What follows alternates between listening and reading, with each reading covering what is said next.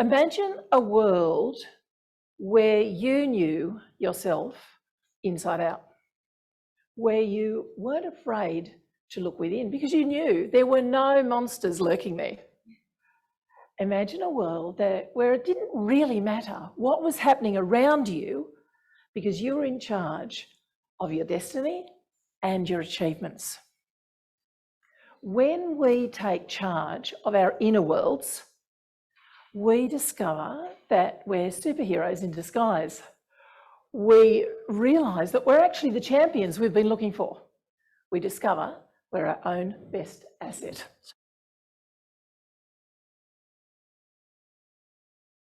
So here's our superhero for the day. So what does a superhero look like? Well, every superhero has an origin story. So let me tell you about a superhero.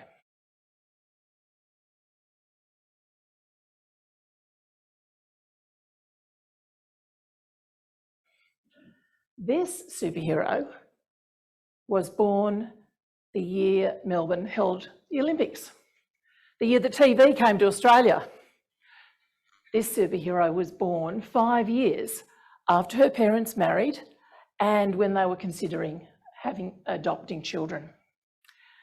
A creative high achiever, she cried at the age of 9 in grade 3 because she only got 18 out of 20 on her maths test rather than getting everything right.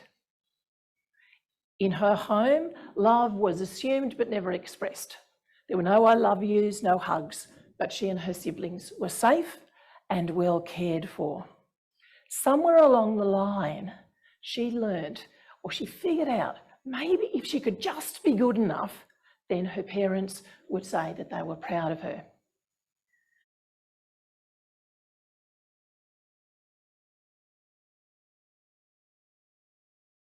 At age 8, she decided that she wanted to be a school teacher, and so that's the path that she took after high school, went and trained in Sydney, in Paddington, which was a very interesting place for a very quiet and reserved young woman to be inhabiting for 3 years. She went on to be a school principal, work with children with disabilities, even a stint at the New South Wales Police College as a project and program coordinator.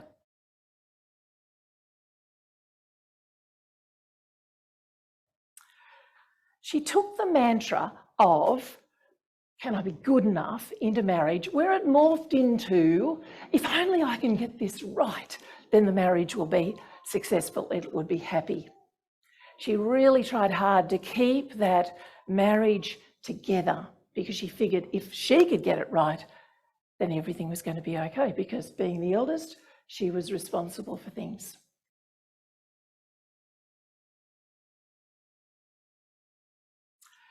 But then she had a turning point in her life where she actually had to sit down and say to her husband, I can't stay anymore. She didn't really know why she was leaving. She just knew she could not stay in a toxic relationship, one that she came to realise was passive-aggressive, and that passive-aggressive behaviour is a form of abuse, and that she had actually been a victim of emotional abuse and neglect.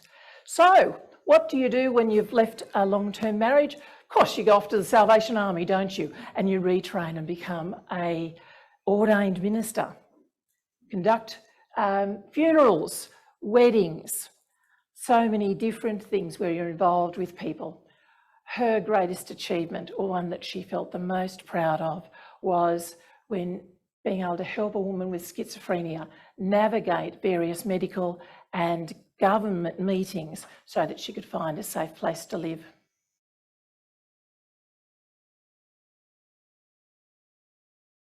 She also did some very interesting things like a bungee jump off the Auckland Bridge and doing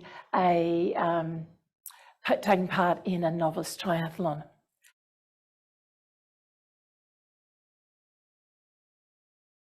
And it was while she was working with the Salvation Army that she went to Nauru, worked with asylum seekers there, and was confronted for the first time by her own biases of racism and white privilege. And then, of course, she turned 60, the magical age, where she decided now was the time to go into business. And she had to confront her own ageist biases around what a woman her age should be doing. So, of course, by now, you know this superhero. This woman is me. Yeah. But see, the thing is, I started life very ordinarily, just like everyone else. I've had my share of joys and sadnesses, just like everyone else.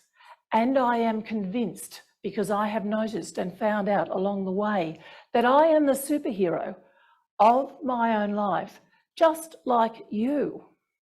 Now, I'm sure some of you are going, oh, well, that's good for you to say. I think maybe you're a little bit strange, maybe a little bit mad, and I certainly couldn't be the superhero of my own life. Well, let me tell you how you can be, how you can discover that you are the superheroes of your own life. You can discover that you are the superhero of your own life as you learn to identify, embrace, and understand what drives you. Have you ever had those situations where thoughts come unbidden into your head really quickly? They might be things that you would never say aloud, maybe some ungenerous thoughts about other people, and you sometimes even maybe feel a little bit ashamed of them. Now, Daniel Kahneman, who's a Nobel Prize winner, he calls those types of thoughts fast thinking. And they happen like that. They just come unbidden, and we think, where did that come from? And they're quite different to what Kahneman calls slow thinking, that more logical, rational way of thinking about things. You know, that when we take a step back and we observe a situation. That fast thinking, another way of, or another term that we can use is unconscious bias.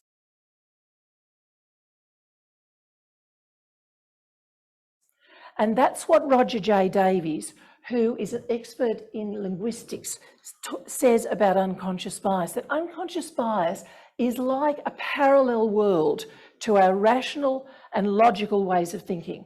So we have our biases, those fast thoughts over here, and we have our logical thoughts, our rational thoughts, the things that we pride ourselves on. We all like to think we're rational, don't we? And logical, and we work our way through things. But we also know we have these other thoughts, don't we? The things that come to us quickly. And it's like a parallel world. And I love that idea. Like, I'm a bit of a Matrix fan, so I like that whole thing of, you know, being in the Matrix and outside the Matrix. But I think that's a beautiful picture of what is actually happening for us all as human beings, that we have two quite separate ways of thinking. They're operating at the same time. They're both legitimate. We're not talking about something being good or bad. They're both legitimate, but they're parallel and they're operating simultaneously. The next thing that we need to understand about our biases is that they don't necessarily align with our beliefs. Siegel Barsade, who's a management professor at the University of Pennsylvania, says that we can be the most consciously unbiased, progressive thinker and still have biases, unconscious biases, that don't necessarily align with our beliefs.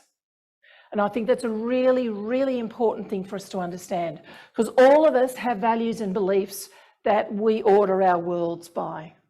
But we also have our biases that have formed in childhood from our cultures, the subcultures. I'll talk a bit more about, you know, what group of people I grew up with. All of these different influences, the media, sports, friends, family, have taught us things about how the world operates. And it's important for us to understand that just because you have values, and maybe strong values and beliefs, that is not going to safeguard you from having biases. But on the flip side, just because you have biases, whether you're aware of them or not, doesn't mean you're a bad person. It doesn't mean that you're unethical or unprincipled. It's just that our human minds have two separate ways of thinking. I like to liken bias as almost like part of our psychological DNA, because it really is simply part of the way we think. It's how we organise the world, where we privilege a group of people or a set of ideas over another group of people, and often to the detriment of that other group. And as I said before, it's our family. For me, it was my church. I grew up in a very strong conservative Christian culture, which has lots of boundaries and lots of do nots and do's and, you know, all of those things that shape how we do life. And all our biases form when we're little, long before we have a cognitive ability to decide, well, I like that, or I don't agree with this.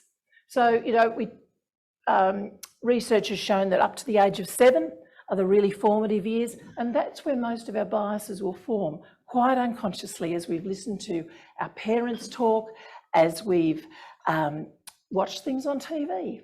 As well, like for me, growing up, the only people I saw on television were white people, and so you unconsciously make this assumption that white people are the people who do the presenting, that have the positions of authority. And certainly growing up in churches, I grew up with the idea that men, and only men, were the people who had authority and whose voices were worth listening to. Now, that didn't make those men bad, or those of us who were women weak. It was just this unconscious way that things were done. And thank goodness I've learned differently as I've gone older.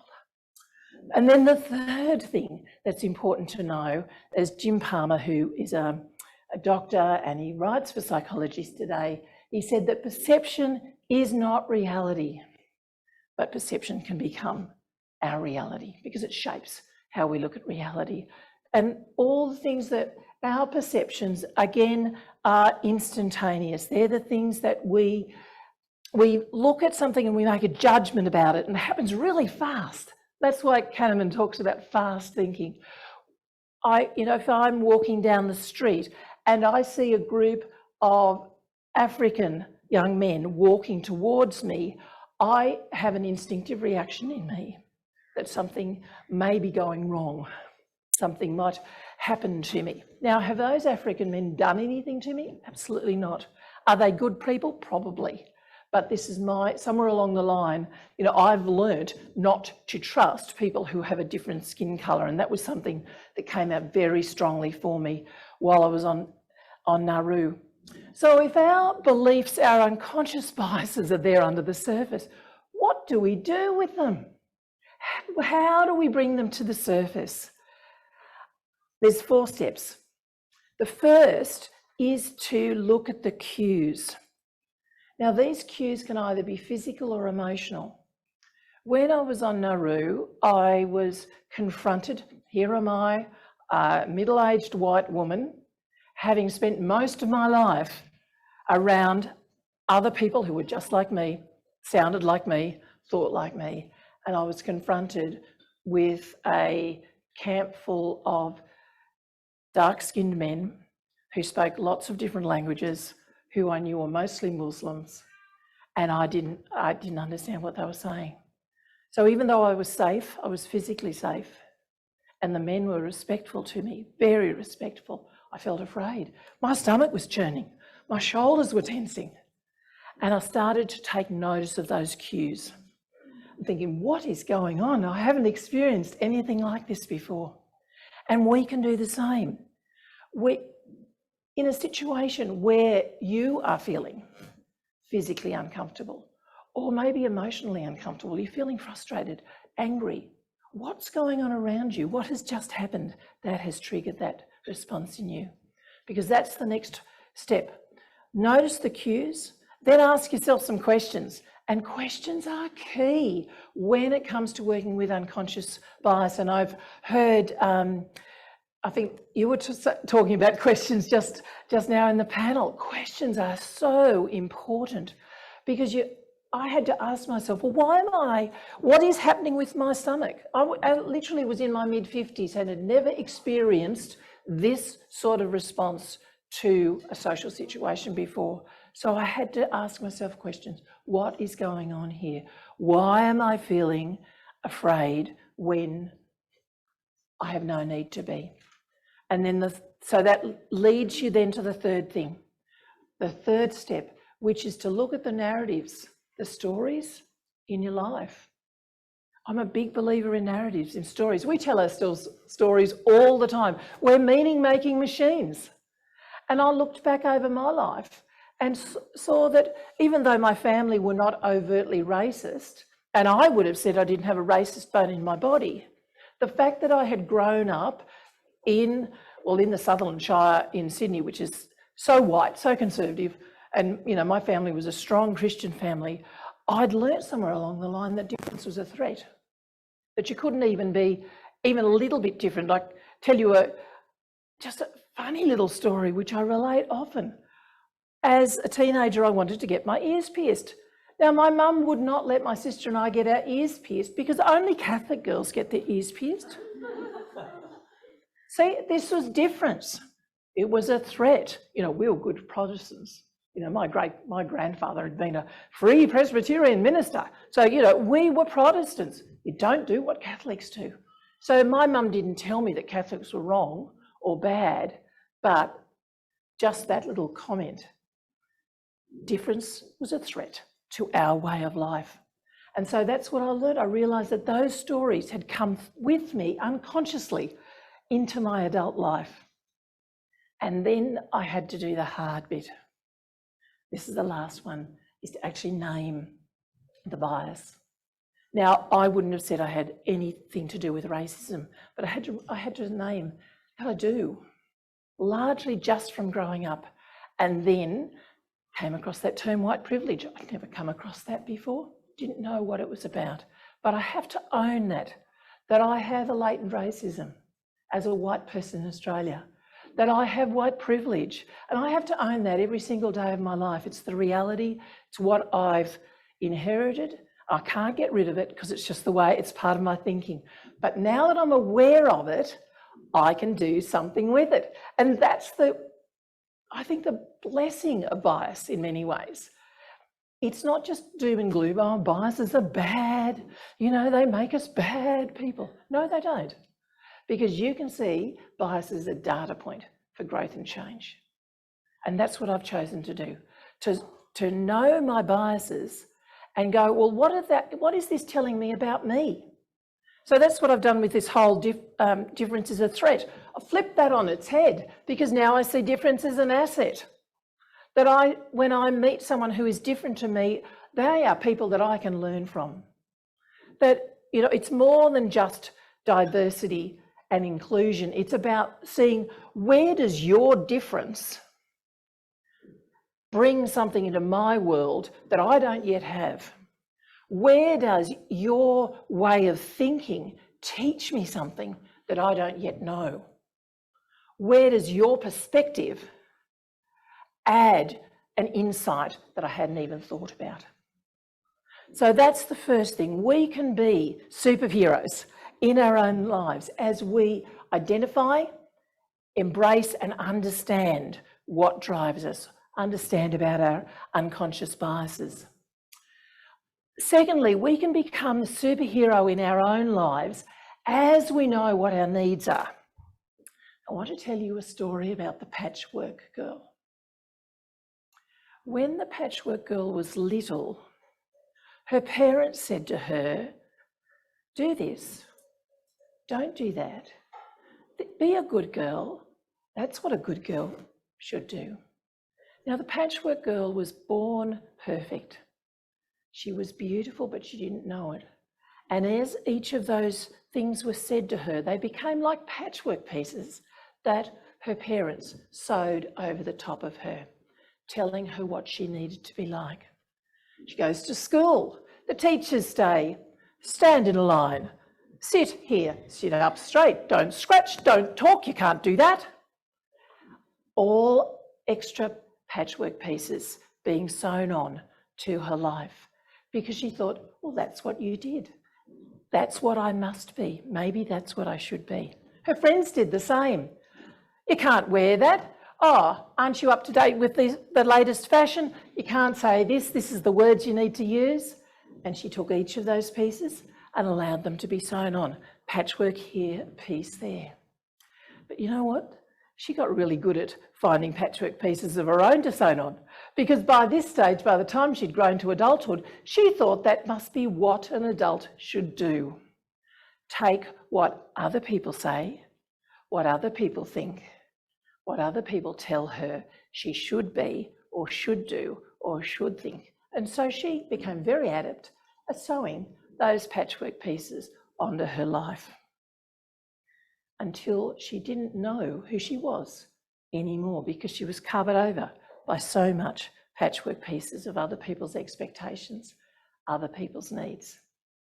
Until one day she couldn't take it anymore. The weight of those patchwork pieces was so great that she thought she was going to die, and she made the courageous decision to start unsnipping pieces of the patchwork. Snip, snip, snip. Some of the pieces fell away, but the ones that were the hardest to take off were the ones that had been there the longest, that had been sewn with big stitches deep down into her heart. And of course, that patchwork girl is me, and it's us, because it doesn't matter whether we're women, men, trans, gay, straight, non-binary, doesn't matter how we show up in the world. All of us have had patchwork pieces of other people's needs, other people's expectations sewn onto us. And some of us have got really, really good at finding other pieces to put on for ourselves. And so the time needs to come where we decide, what am I going to do about my own needs, about finding who I really am?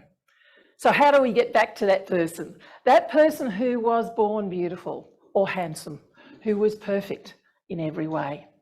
Well, very much like how we are able to unpack our unconscious biases, we can do the same with getting back to who we are, discovering who and what we need. And the first step is to look at the cues. So remember I said on Nauru, my stomach was churning, my shoulders were tensing. I often find in a more ordinary situation that I get a weight on my chest. I physically feel something, and I can see people nodding. You know what that feels like.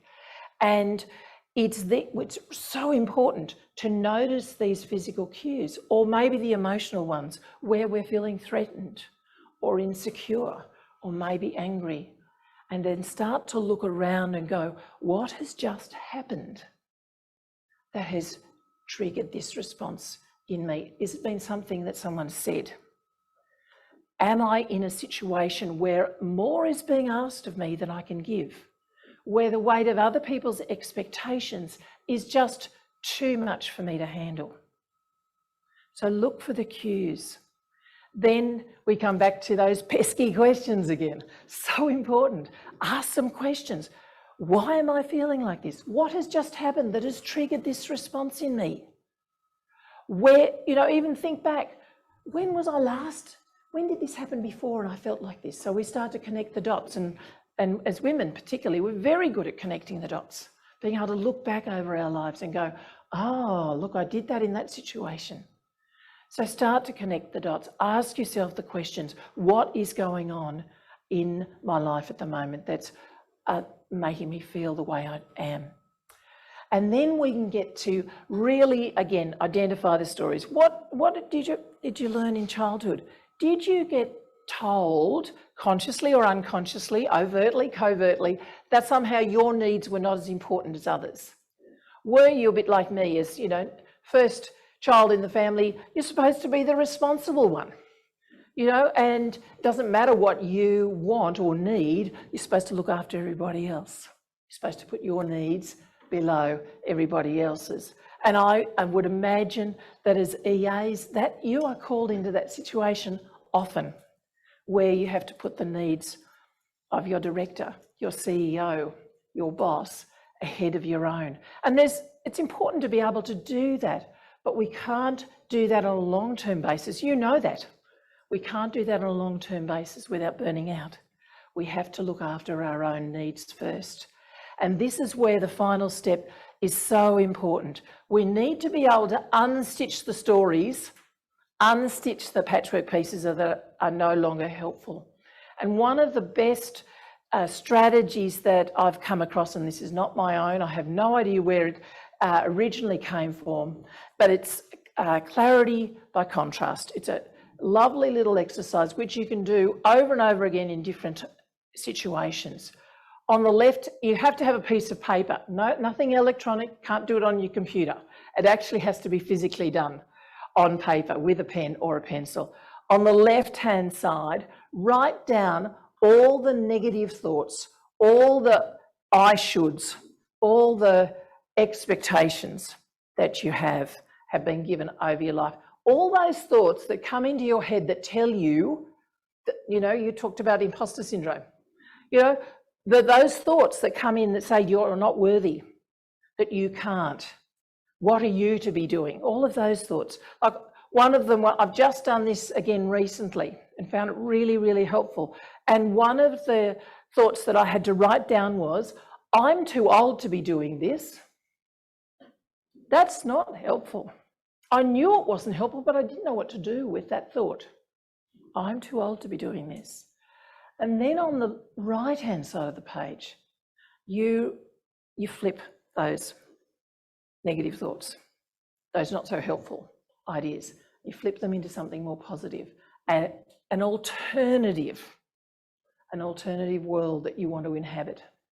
And so for me, I flipped, I'm too old to be doing this, into I'm just the right age to be doing this. Because that centres me now where I am. Doesn't matter how many decades I've had behind me or how few I might have in front of me, right now, I'm okay. And you know where that story came from? I'm the eldest in my family. And as I'm setting out building a new business, my brother and sister are moving into semi-retirement. You know, doing the grey nomad thing and, you know, building a house down the south coast of New South Wales and hiving off to New Zealand. And you go, what am I doing? This is not normal to be doing this sort of thing. See, that was my ageist bias working against me. The stories in my family were, you know, you hit 60, 65, you do the right thing and you retire, you know, you follow the right course, and I'm not doing that. So I had to really have that courageous conversation with myself and say, Bron, you've got to do something about this. What are you going to flip? And so I flipped from I'm too old to I'm just the right age. It's amazing how that will shape a new way of looking at life. So that's our second key to being the superhero of our own lives, is to know what our needs are, to fight for them and meet them before we try and meet the needs of others. So I mentioned just recently courageous conversations. Let me tell you a little story about a courageous conversation I had with me. It was 2006. For a few years, I'd been thinking about getting a divorce. Not happy in my marriage, didn't really understand what was going on. Just thought, I can't do this anymore. Read a lot. As I said, grew up strong Christian faith. Divorce was not an option. I didn't know anybody who was divorced. Nobody in my family was divorced, you know, and I thought, oh gosh, I can't leave my family, you know, my children, I can't leave my husband, take my children with me. What would my parents think? All of those things. Of course, you know, church taught me God hates divorce. So, you know, because that was my world. It was important to me.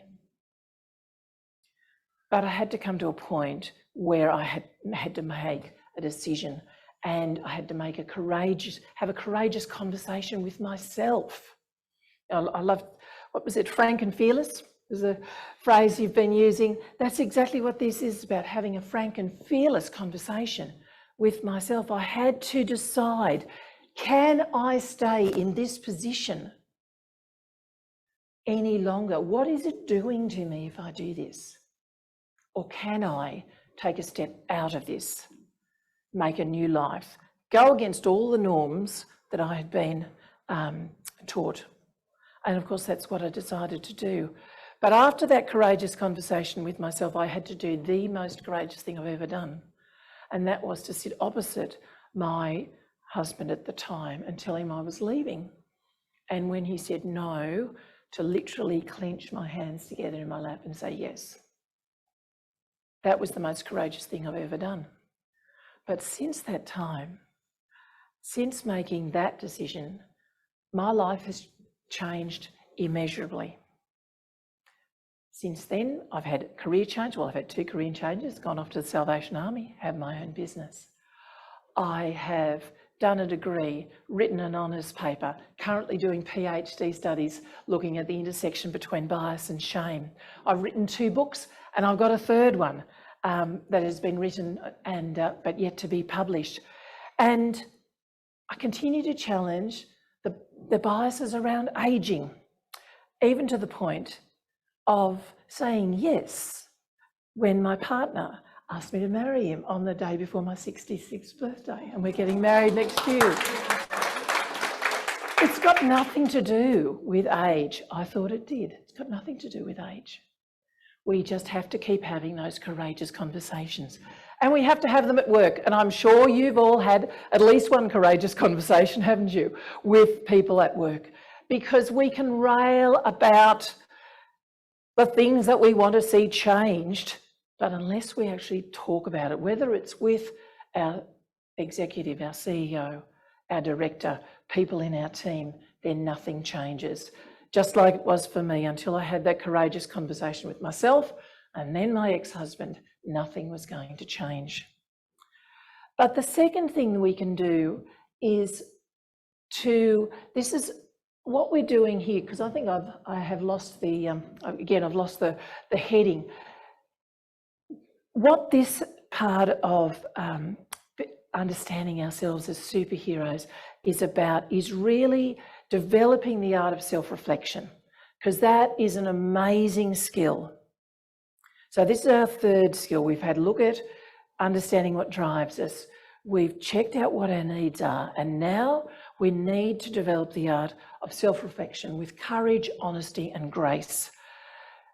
I know that it's very easy, and you will have seen it on social media so many times. There'll be a meme, there'll be a post from somebody else, or, you know, a new course, 6 steps to, 3 ways to, quick and easy, whatever, fill in the blanks. And we all try those from time to time because we are looking for ways to improve our lives, to grow and to change. But I'm sure that most of you have at some point suspected that you already have the key, that it's not out there, it's not with another champion, it's not with somebody else, it's actually with you. And it is right in your hand. The key is self-reflection. It's about asking yourself the hard questions, taking that step back, because that's all self-reflection is. It's about taking a step back from who we are and having a look at our lives. The idea of self-reflection is really, really old. 3,000 years ago, the Delphic oracle Pythia wrote the words, "Know thyself." Those words were inscribed on the Temple of Apollo. So 3,000 years ago, people have been saying it's really important to get to know yourself. You know, self-reflection is the key. So this is not something that is new. So important to be able to take that step back, look at ourselves and go, what am I all about?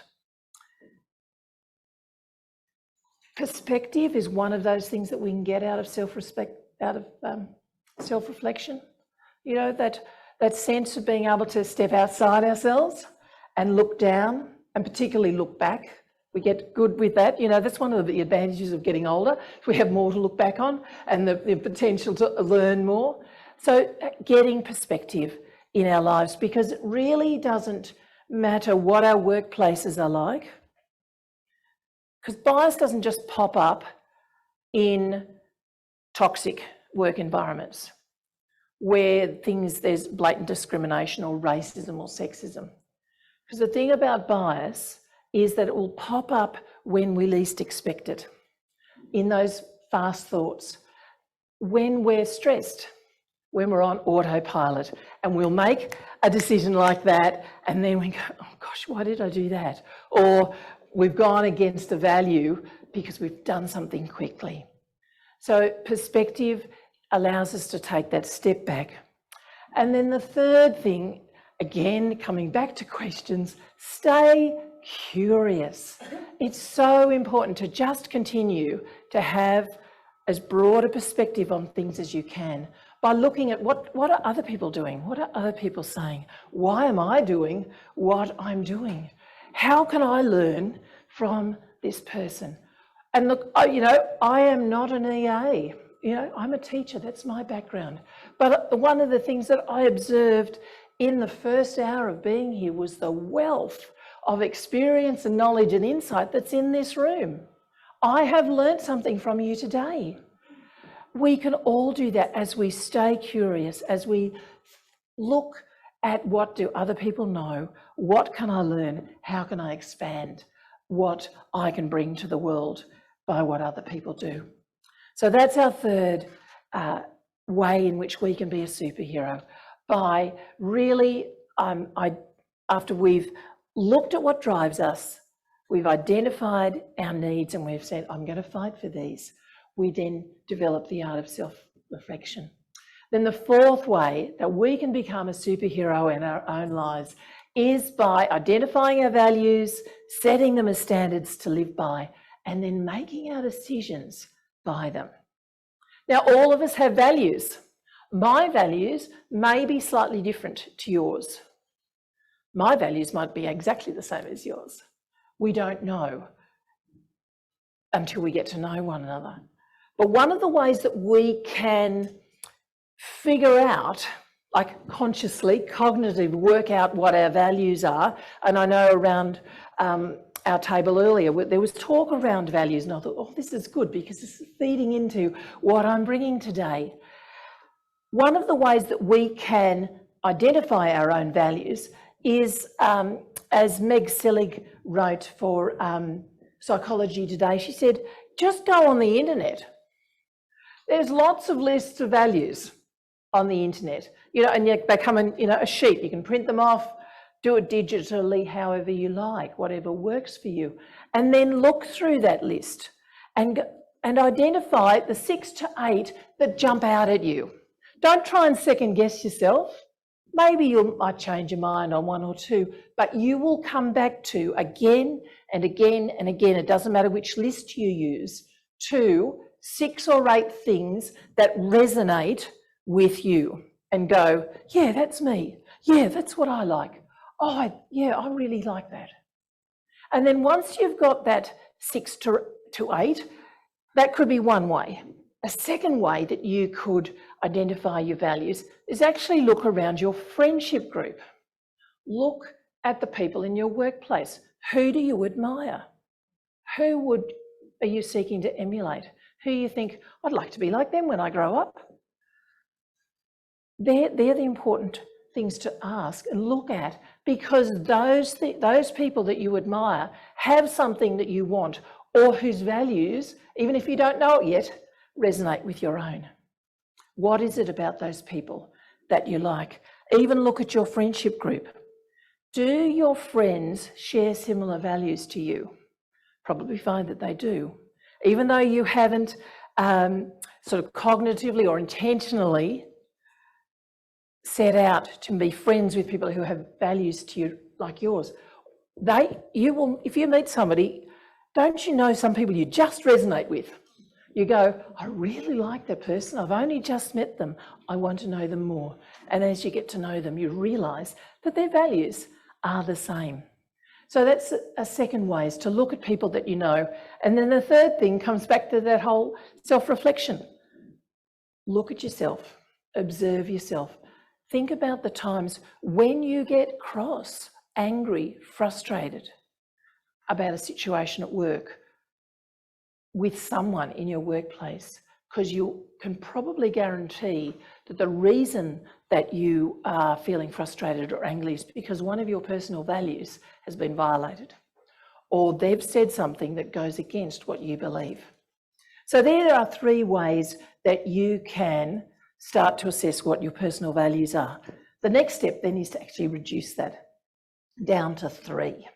My top 3 values, it's interesting that we talked about, Katrina talked about this word, courage. You might have guessed that, I've used that word a lot. Creativity and connection. They're my 3 top, and I like words starting with the same letter. It helps me remember. But then I noticed that Christy did that this morning, didn't she, with her 4 Ds. They're the things that help us remember things. So my 3 are courage, creativity and connection. And you know, the times when I start to feel a bit out of sync, and we all know what that feels like, you know, things are not quite right. I take a step back, get some perspective on my values. Am I not living up to or living into one of my values? And more often than not, that's what the situation is. And the one that I live into badly the most is creativity. Even though I'm a writer, I need other expressions of creativity. And so if I'm feeling a bit antsy, thinking what's going on, it's probably because I haven't done enough creative things. Whereas the other 2, the connection and the courage, I seem to just operate in all the time. So try and find what are your top 3, and then notice those times when you're feeling out of sync and go back to your values and think, what haven't I been given enough attention to? And then the final thing is to look at how we make decisions. Thomas C. Redman, who writes for Harvard Business Review, has a wonderful little process for helping us work through how to make decisions along the lines of our values. The first step, he says, is to get all the data you need for the decision that you want to make. And I'm not talking about, you know, am I going to have tea or coffee? You know, those big decisions that are going to impact other people other than yourself. So find the data. You know, and there's lots of data on the internet, isn't there? Social media, everybody on Twitter will tell you what you need to do. But get your data. That's the first step. And it's really easy. This is where we can fall prey to confirmation bias, where we only look at the things that will affirm us in what we believe.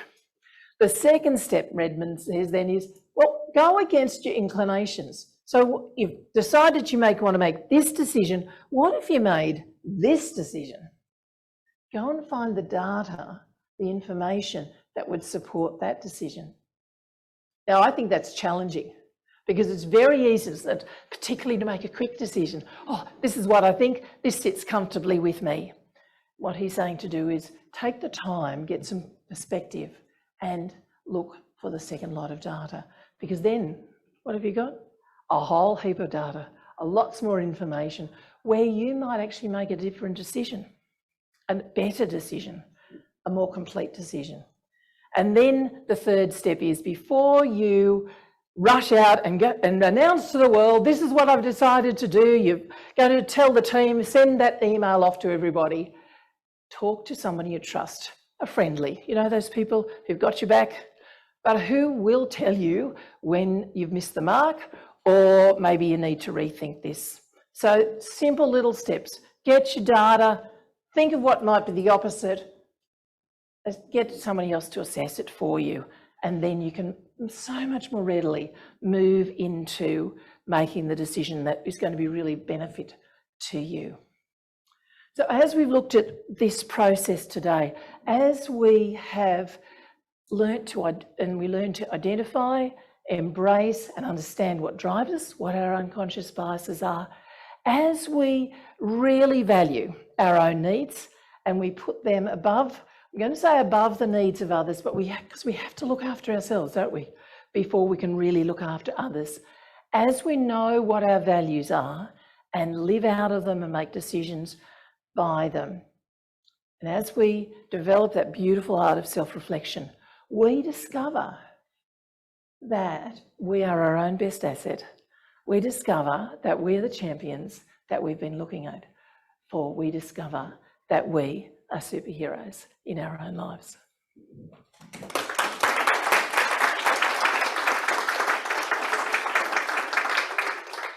Great.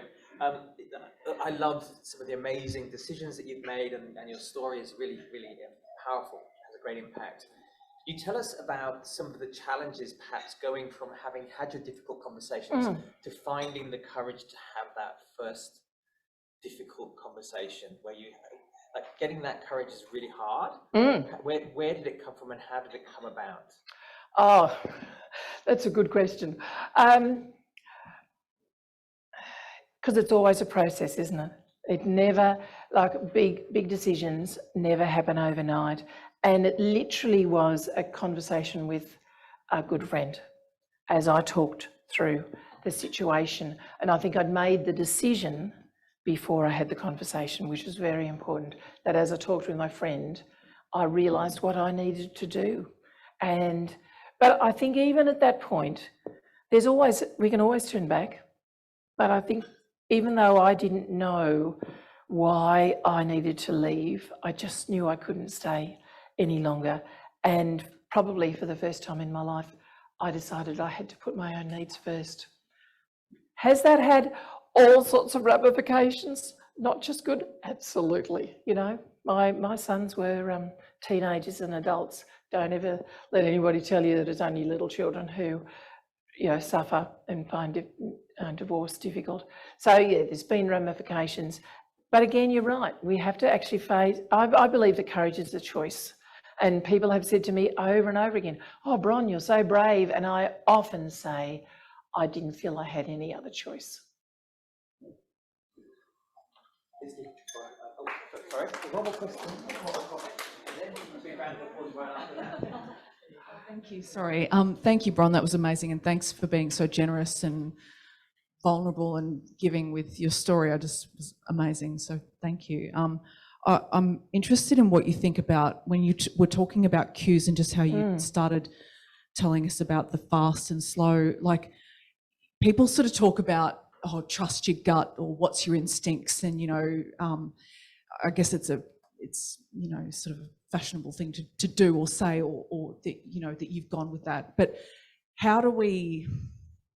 I'm just thinking for myself, like, how do I trust my gut when you're saying, you know, even when we think, and I think that I have really strong values and there's things that I've done, but yeah, I guess, do you dwell on that, or do you just do what you were sort of wrapping up about the, you know, the lists and comparing? Yeah. I don't know. Like, yeah. Look, that's a really good question, and I don't think there's a hard and fast answer to it. Hello, we're humans. We're all on some sort of spectrum, aren't we? You know, when it comes to making decisions, you know, we're always in a flow.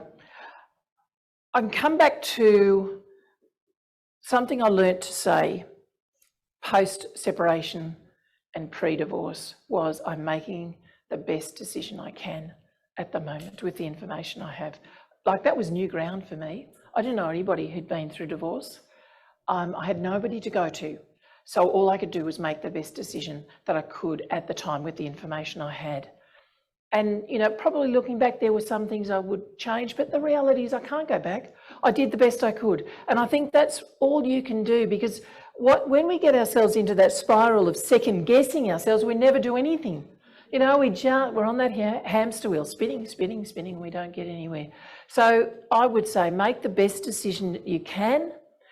If it doesn't have the outcome that you'd like, or it has unintended consequences, well, guess what? You're just going to have to deal with those and make another decision. And I think that's all we can do. I know for myself, it was sometimes literally one foot in front of the other. And, you know, obviously some of the decisions, some of the times when we have to trust our gut, they're not big life decisions like ones I'm talking about. They might be smaller. But I would say just trust what you learn, what you know about yourself, and that's where self-reflection is key. We know ourselves better, then we can trust ourselves more.